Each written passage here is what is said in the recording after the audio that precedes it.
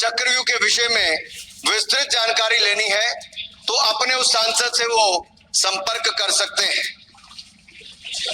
और मैं बताऊंगा, शशि थरूर जी ने शायद वही राहुल गांधी जी को बता दें या बताएंगे, नहीं तो मैं बता देता हूं कि आपने महाभारत और भारत के स्वतंत्रता संघर्ष को मिलाकर जो उपन्यास लिखा है उसके पात्र कौन कौन है।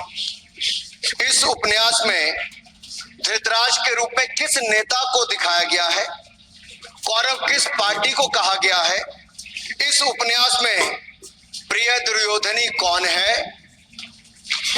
जब राहुल जी को इसका पता चलेगा तो मुझे लगता है कहीं ना कहीं शशि थरूर जी पर कार्रवाई ना हो जाए।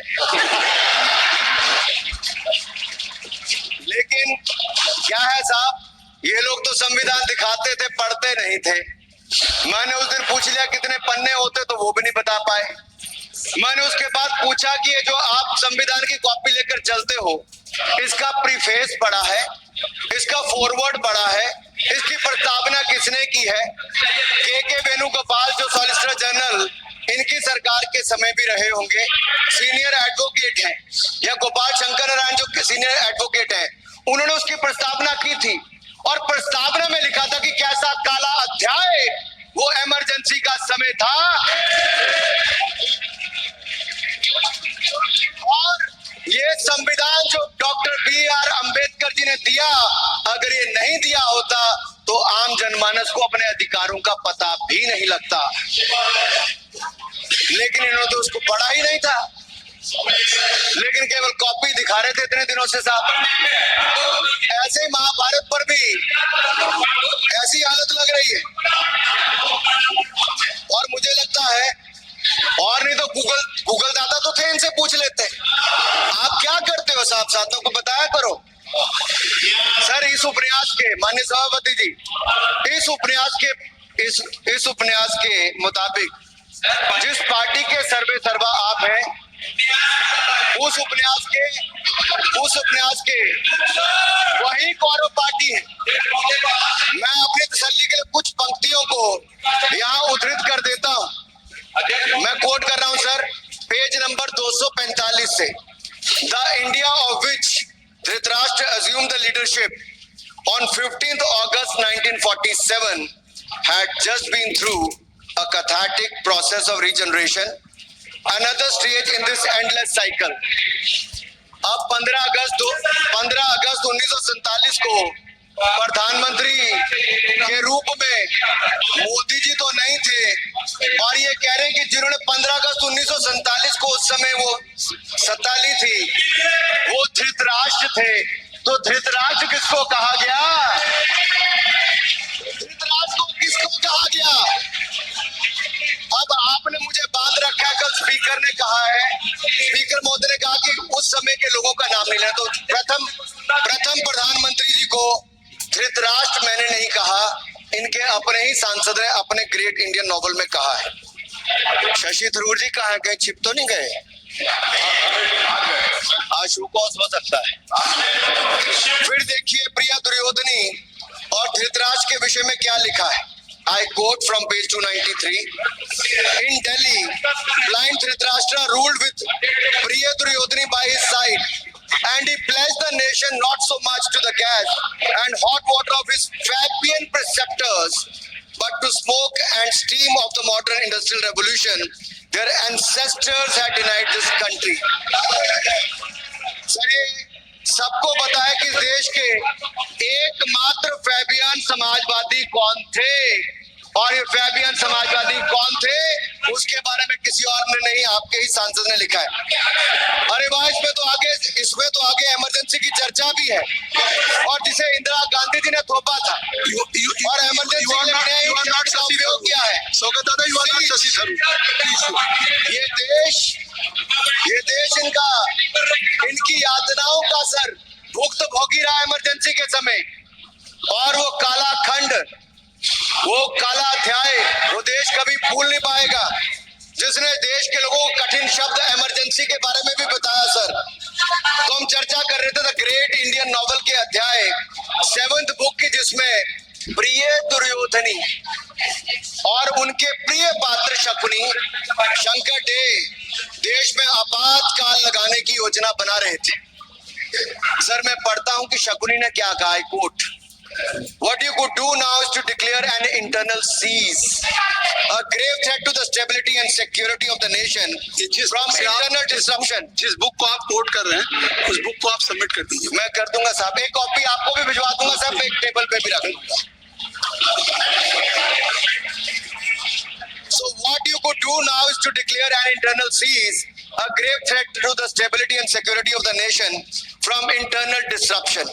No one has ever defined the permissible procedures under an internal seize, which leaves it to more or less up to us to define them, Shakuni added. And the next, sir, from page 366, I quote, not to mention censorship of the press. Press hai? Not to mention censorship of the press, which is nowhere explicitly ruled out in the Constitution, suspension of certain fundamental rights, free speech, assembly, and that sort of things, and measures to put up the judiciary in their place. Said Shakuni. Sir, ये किसी और ने नहीं, और मैं कहना चाहता हूँ सर, माननीय अनुराग जी, एक किताब गौरव जी को भी भिजवा दीजिए। मैं कॉपी गौरव जी को भिजवा दूंगा सर। सर इसमें जिनकी मैं बात कर रहा हूँ वो हमारे उस समय की प्रधानमंत्री थी जिन्होंने इमरजेंसी लगाई थी। एक नेता की स्वर्गीय दादी जी भी है, और मैं उनके नाम के आगे प्रियदर्शनी भी लिखा जाता था, और उन्होंने इमरजेंसी लगाई थी। लेकिन माननीय सभापति जी, मैं कहना चाहता हूं, दुशासन और दुर्योधन दोनों बहुत ही दुष्ट और बदमाश हो सकते थे, लेकिन उन्होंने भी कभी इमरजेंसी नहीं लगाई थी। दुशासन और दुर्योधन दुष्ट भी हो सकते हैं, दुश्मन भी हो सकते हैं, बदमाश भी हो सकते हैं, लेकिन उन्होंने भी इमरजेंसी नहीं लगाई थी। सर पूरे उपन्यास में 74 बार कौरव और कौरव पार्टी की चर्चा हुई, हर एक में कांग्रेस का चरित्र झलकता। राहुल जी सदन में हजारों साल पूर्व हुए महाभारत की कहानी सुना रहे थे, मगर उनकी अपनी पार्टी के पढ़े लिखे एक विद्वान पूर्व मंत्री और सांसद आज के महाभारत की कहानी लिखते हुए बताते हैं कि कौन कौरव था, कौन शकुनी था, कौन धृतराष्ट्र था, कौन दुशासन था, कौन दुर्योधन था, कौन कर्ण था। जरूर पढ़िएगा, सबके किरदार उसी में मिलने वाले हैं। और शायद जिस समय शशि थरूर जी लिख रहे थे उस समय आपका टैलेंट उनको पता नहीं था, नहीं तो 100 पन्ने तो आप पे ही लिख देते साहब। आप चाहते कार्रवाई हो जाए। माननीय सभापति जी,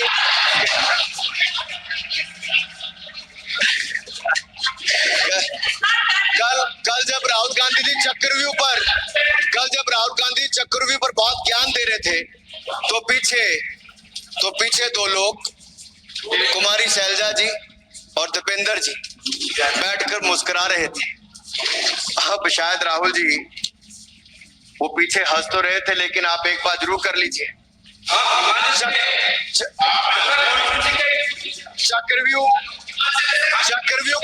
चक्रव्यूह के परिप्रेक्ष्य में इन दोनों से बेहतर कौन बता सकता है हरियाणा के चुनाव आने वाले हैं।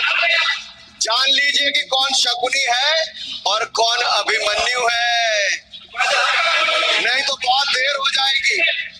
आपको एक और सुझाव है, और मैं इतना जरूर कहूंगा, आपने तो कई सारे चक्रव्यूह बनाने का काम किया सर, और जब उस समय किशोर अभिमन्यु पर कौरवों ने युद्ध नीति के विपरीत जाकर प्रहार किया था, तो मैं कुछ कहना चाहता हूं। इतने में पुत्र दुशासन ने पीछे सा था वार किया, निष्प्राण हुए एक गदा से सिर पर था प्रहार किया। मां धरती की गोद में वह आंख मूंद कर सो गया, अंबर का तेजस्वी तारा धूमकेतु सा खो गया। लेकिन कोई तारे का तेज फीका नहीं कर सकता, वीर गति पाकर अमर हुआ हो कभी नहीं मर सकता है। पुत्र सुभद्रा कुरुक्षेत्र में जिसकी अमर कहानी थी, 9 माह में सीखी विद्या जब 16 साल जवानी थी। अब उस अभिमन्यु को जिसने सारे चक्रों को तोड़ने का काम किया, मैं इतना ही कहूंगा, चक्रव्यूह का प्रसंग छोड़कर छेड़कर आपने अच्छा किया। पिछले बहुत सारे चक्रव्यूह देखे, कांग्रेस का चक्रव्यूह सर, इसके 7 किरदार मैं बताता हूँ सर। पहला कांग्रेस, दूसरा पंडित नेहरू, सर नाम लेने के लिए मना किया, मैं दूसरी तरह से बोलता हूँ। पहला कांग्रेस, दूसरे पहले प्रधानमंत्री एनजी, फिर तीसरा किरदार आईजी पूर्व प्रधानमंत्री, चौथा RG1 उस समय के प्रधानमंत्री, पांचवा SG, छठवां RG2 और सातवां आप सब जानते ही हैं। आप समझदार हैं, समझ गए होंगे सर। पहले चक्रव्यूह ने देश को विभाजन कराया, पहले चक्रव्यूह ने देश का विभाजन करवाया, और दूसरे जो एनजी उन्होंने देश को कश्मीर की समस्या दी और चीनियों को भारत की भूमि सौगात में दी, चीनियों को भारत भूमि सौगात में दी सर। तीसरा चक्रव्यूह आईजी ने, पूर्व प्रधानमंत्री आईजी ने देश को आपातकाल दी, इमरजेंसी दी, और पंजाब में अशांति दी। चौथे जो RG1 है, RG1 ने छोड़ दिया और सिखों का संहार किया। पांचवे जो SG है, उन्होंने सनातन धर्म परंपरा के प्रति नफरत का नैरेटिव बनाया, 12 लाख के करोड़ के घोटालों को संरक्षण प्रदान किया, देश की आर्थिक अर्थव्यवस्था को भंवर जाल में फंसाया, और छठे ठहरे आप।